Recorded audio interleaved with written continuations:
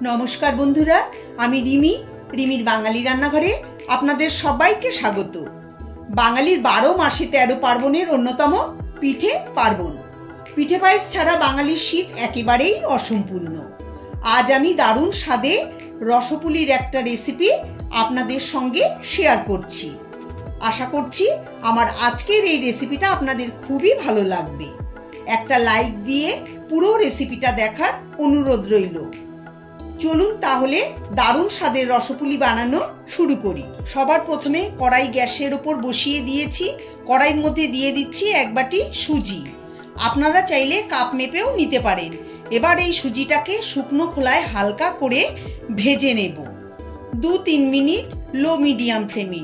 এতে সুজির যে কাঁচা গন্ধ থাকে সেটা চলে যাবে। সুজি কিন্তু লাল করে ভাজবেন না, হালকা করে ভেজে নিতে হবে। 3 মিনিট সুজিটাকে ভেজে নিয়েছি। দেখুন এরকম করে ভেজেছি। এখন গ্যাসের ফ্লেম বন্ধ করে সুজিটাকে একটা প্লেটে ঢেলে ঠান্ডা করে নেব। সুজিটাকে একপাশে সরিয়ে রেখে দিচ্ছি। এখানে একটা মিক্সিং বোল নিয়ে এর মধ্যে দিয়ে দিচ্ছি 1.5 বাটি নারকেল কোড়া। এখানে আমি একটা মাঝারি সাইজের নারকেলের পুরোটা কুড়িয়ে নিয়েছি।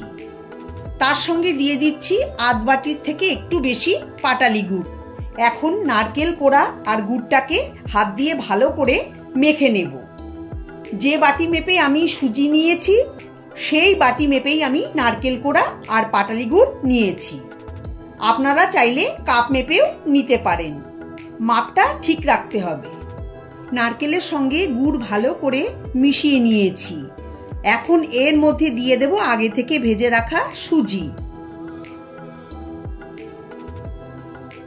এখন নারকেল গুড়ের সঙ্গে সুজি ভালো করে মিশিয়ে নেব।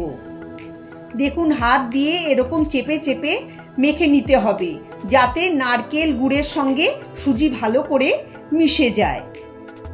এটা ভালো করে মাখা হয়ে গেছে।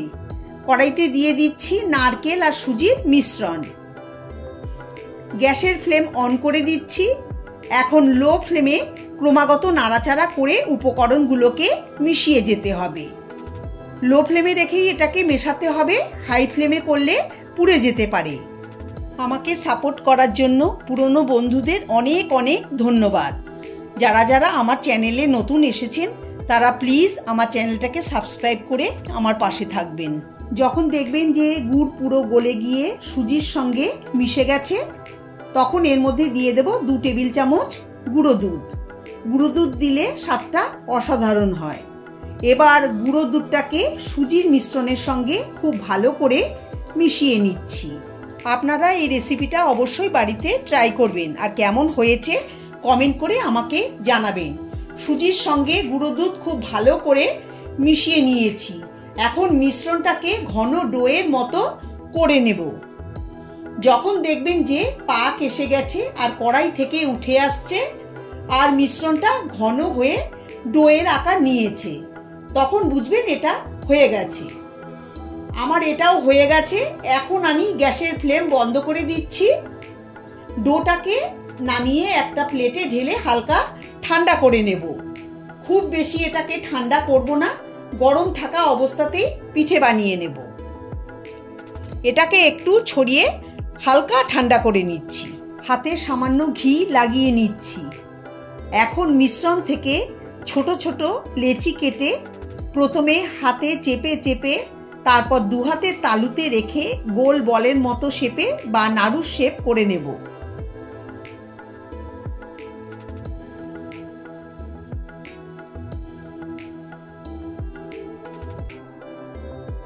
দেখুন সব তৈরি করে নিয়েছি। এখন কড়াইতে 1 লিটার দুধ গরম করতে বসিয়ে দিয়েছি। দুধটাকে নাড়িয়ে নেব। গ্যাসের ফ্লেম মিডিয়ামে করে দুধটাকে জাল দিয়ে ফুটিয়ে নেব। দুধ ফুটতে শুরু করলে কড়াইয়ের গায়ে সরগুলোকে এরকম করে ভেঙে মিশিয়ে দেব যাতে দুধ ঘন হয়।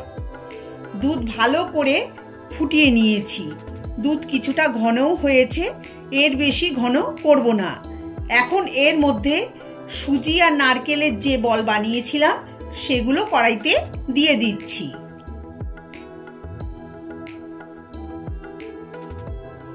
পিঠে দিয়ে হালকা হাতে নাড়িয়ে চাড়িয়ে নেব।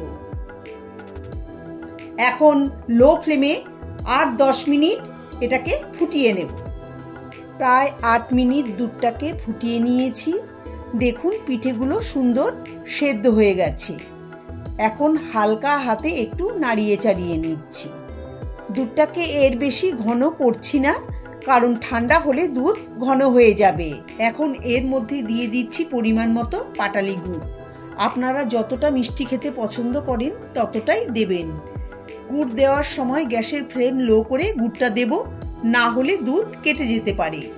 গুড় দিয়ে হালকা হাতে নাড়াচাড়া করতে হবে, তবে খেয়াল রাখবেন যেন দুধ কেটে না যায়। দেখুন গুড় সুন্দর মিশে গেছে আর দেখতে কতটা সুন্দর হয়েছে, খেতে দারুণ লাগে। গ্যাসের ফ্লেম বন্ধ করে বাটিতে ঢেলে নিচ্ছি। খুব কম সময়ে তৈরি হয়ে গেল নরম তুলতুলে রসপুলি পিঠে। রেসিপিটা ভালো লাগলে লাইক, কমেন্ট, শেয়ার করবেন। সবাই ভালো থাকবেন, সুস্থ থাকবেন। ধন্যবাদ।